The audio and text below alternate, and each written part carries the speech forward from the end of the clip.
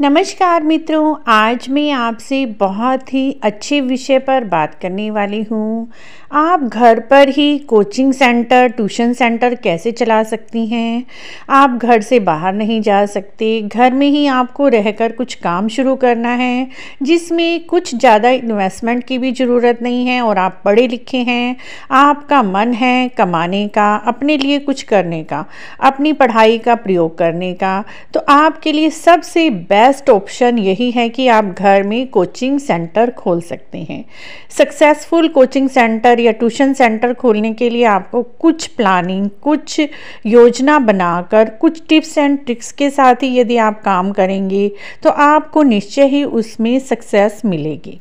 Successful tuition centre चलाने के लिए कुछ टिप्स और कुछ नियमों का आपको पालन करना होगा। सबसे पहले प्लानिंग बहुत ज़रूरी है। कोई भी काम आप शुरू करते हैं योजना के साथ ही करें। आप सबसे पहले ये देखिए आप कौन सी क्लास को पढ़ाने के लिए कंफर्टेबल हैं। यदि आप फ्रेशर हैं तो आप सबसे पहले बड़ी क्लासेस को ना चुनें, क्योंकि 9, 10th, 11th, 12th को तो स्कूल वाले भी फ्रेशर टीचर्स को देना अच्छा नहीं समझते और एक्सपीरियंस के बिना आप पढ़ाएंगे तो अच्छे से उन्हें पढ़ा भी नहीं पाएंगे। बच्चे भी सेटिस्फाई नहीं होते, पेरेंट्स भी सेटिस्फाई नहीं होते।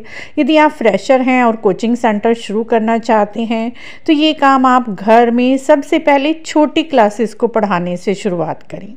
छोटी क्लासेस को पढ़ाने में कुछ ज़्यादा टेक्निक्स की भी ज़रूरत नहीं होती। उनके सिलेबस बुक में जो सिलेबस दिया हुआ होता है यूनिट टेस्ट के अकॉर्डिंग, उसी के अकॉर्डिंग आप तैयारी शुरू करा सकते हैं। बेसिक चैप्टर शुरू करा लीजिए। कुछ दिन के लिए बच्चों की बुक्स को आप घर पर भी रख सकते हैं, पेरेंट्स भी मना नहीं करेंगे। छोटे बच्चों की जो किताबों को आप 1-2 दिन अपने घर पर रख कर पहले पढ़ लीजिए और पढ़कर पढ़ाइए। पढ़कर पढ़ाना सबसे बेस्ट होता है फ्रेंड्स। इससे आप भी अपना कंफर्टेबल रहेंगे और बच्चे भी अच्छे से समझ सकेंगे। दूसरी बात, आपको छोटे बच्चों को पढ़ाने के लिए कोचिंग सेंटर खोलने के लिए ऐसी व्यवस्था करनी है ताकि बच्चे कंफर्टेबल हों। या तो आप कुछ चेयर्स छोटी या बेंचेस लेकर आ सकते हैं। यदि आप ज़मीन पर बैठकर बच्चों को पढ़ाते हैं, खुद भी ज़मीन पर बैठते हैं, बच्चे भी ज़मीन पर बैठते हैं, इससे होता क्या है, कई बार बच्चे ज़मीन पर बैठे बैठे ही लेट जाते हैं। इससे ना तो उनकी हैंडराइटिंग इम्प्रूव होगी और ना वो अच्छे से पढ़ पाएंगे। छोटे बच्चों को जल्दी से नींद आने लगती है, आलस आने लगता है। तो उन्हें इस तरह का माहौल दीजिए जो कि वो अपना पढ़ने में कंफर्टेबल हों, बैठकर पढ़ें, उनकी कमर सीधी हो। तो उसके लिए यदि आप 8 बच्चों का बैच शुरू करते हैं तो आप 8 कुर्सियों का प्रबंध कर लीजिए, बेंचेस का प्रबंध कर लीजिए। इस तरह से एक सेपरेट रूम बनाएं। ये ना हो कि आप ट्यूशन सेंटर चला रहे हैं, साथ में आप घर का भी काम कर दें। इससे भी बच्चे और पेरेंट्स दोनों ही सेटिस्फाई नहीं होंगे। अगर आप कोचिंग सेंटर बहुत अच्छे से रन करना चाहते हैं, बहुत सक्सेसफुली चलाना चाहते हैं, तो 1 घंटा या 1.5 घंटा, 2 घंटा, जितने भी आपने बोला हुआ है पेरेंट्स को, उस समय में अपने घर का कोई भी काम ना करें। 2 घंटे आपको बच्चों के पास बैठकर अच्छे से पढ़ाना है। चाहे वो टेस्ट दें, चाहे वो रिटर्न वर्क करें, चाहे लर्निंग करें, लेकिन आपको उनके पास बैठकर ही पढ़ाना है।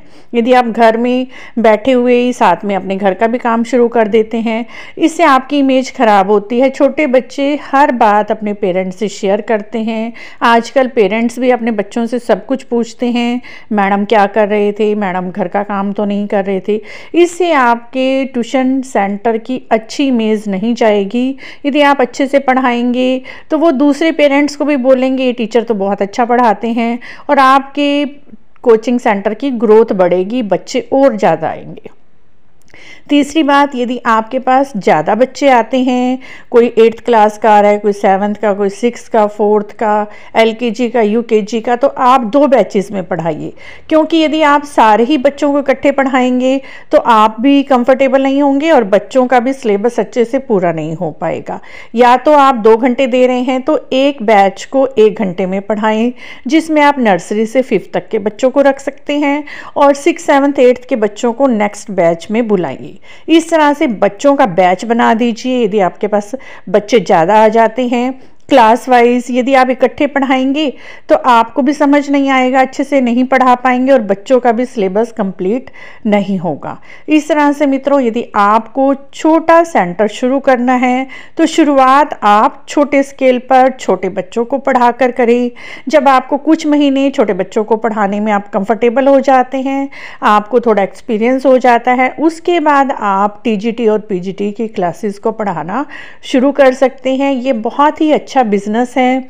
मैंने भी 12th के बाद ही बच्चों को पढ़ाना शुरू कर दिया था। उसके बाद मैंने स्कूल में पढ़ाना शुरू किया।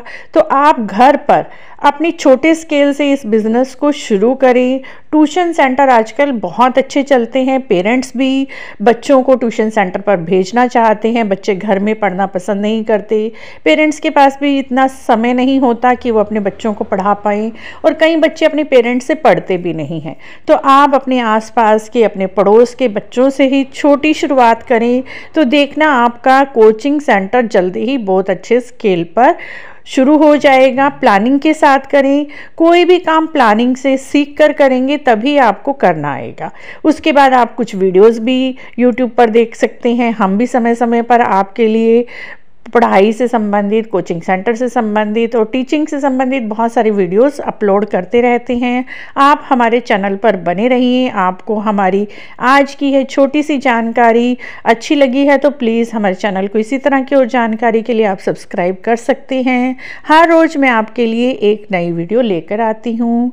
वीडियो देखने के लिए आपका बहुत बहुत धन्यवाद।